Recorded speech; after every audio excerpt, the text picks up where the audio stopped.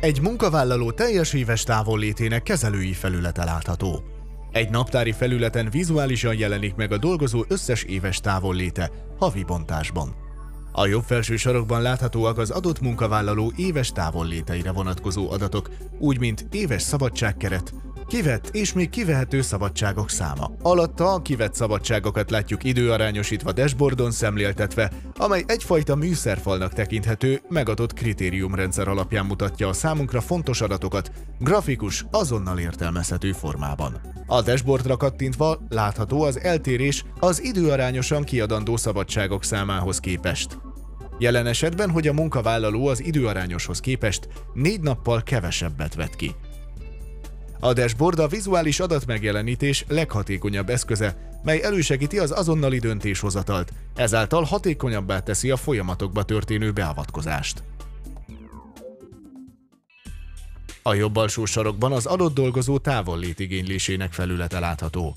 Távollétet igényelni a jóváhagyáshoz hasonlóan 2 kattintással lehetséges. A távollét igénnyel érintett napokat egérrel kijelöljük, a jobb alsó sarokban automatikusan megjelenik az igényléssel érintett időintervallum. Amennyiben ez megfelelő és nincs szükség javításra, úgy a jobb alsó sarokban jóvá is tudjuk hagyni az igénylésünket. Szabadság igénylésekor lehetőség nyílik üzenetet küldeni a szabadságot jóváhagyó számára. Szabadság igényléshez kiválasztjuk a naptári felületen az igényelt távollétünket, jelen esetben 12. hó 18-át. A jobb oldalon meg is jelenik az igényelt időintervallum, jelen esetben 12. hó 18-a.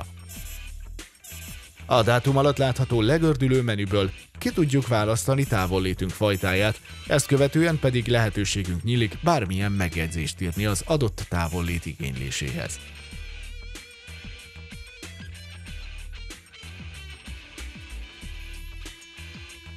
A kommentet beírva a kék pipa használatával el is tudjuk küldeni szabadsági igénylésünket.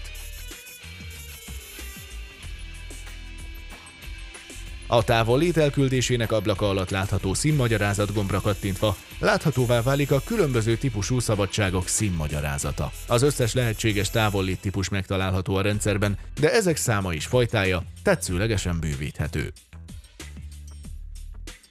Az egyik legfontosabb információ a szabadságok igénylésével és jóváhagyásával kapcsolatban, hogy az adott munkavállaló igényelt távolléte ütközik-e a munkacsoportján belül egy másik dolgozó távollét igénylésével. Erre nyújt szemléletes és azonnali információt a heatmap mód.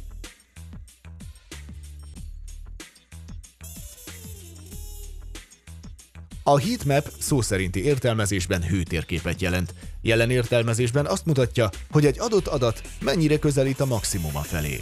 A heatmap mód azonnali grafikus információt szolgáltat arra vonatkozóan, hogy a munkavállaló munkacsoportján belül hogyan alakulnak adott napokon a szabadságigénylések. Az oszlopok magasságának és színük mélységének is jelentősége van, ezek kijelölik, mennyire közelít a dolgozó munkacsoportja a maximálisan igényelhető távollétek számához. Minél magasabb az oszlop és a színe minél sötétebb, annál kevesebb a még jóváhagyható távollétek száma.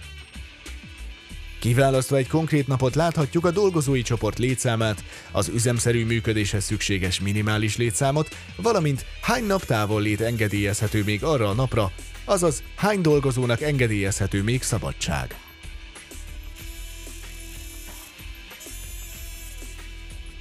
Az igényelt szabadságok, távollétek jóváhagyásának kezelői felületét látjuk. Itt tekinthetőek meg a beérkezett szabadságigénylések, melyek alapértelmezés szerint időrendben vannak rendezve, de ezek sorrendjét tetszőlegesen változtathatjuk.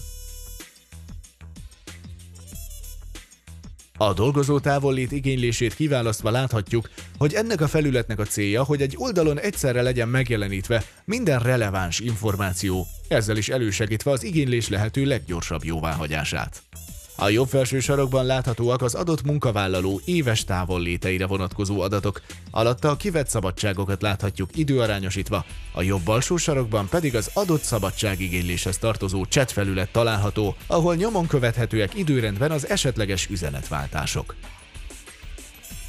Az alábbiakban egy adott dolgozói csoport decemberi hónapra vonatkozó távollét igénylései és az ezzel kapcsolatos távollét információk láthatóak. Az adott csoportra vonatkozó heatmap mód napokra lebontva tartalmaz arra vonatkozóan információt, hogy hányan igényelnek az adott napra távollétet.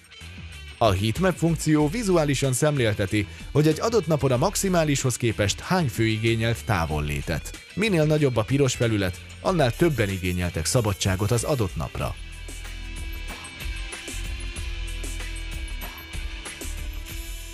Két kattintással lehetséges a munkavállaló távollétigénylésének jóváhagyása. Az adott dolgozó távollétigénylésére kattintva, amennyiben a heatmap mód funkció alapján a jóváhagyás indokolt, a jobb felső sarokban a jóváhagy gombra kattintva el is fogadtuk a munkavállaló távollétigényét.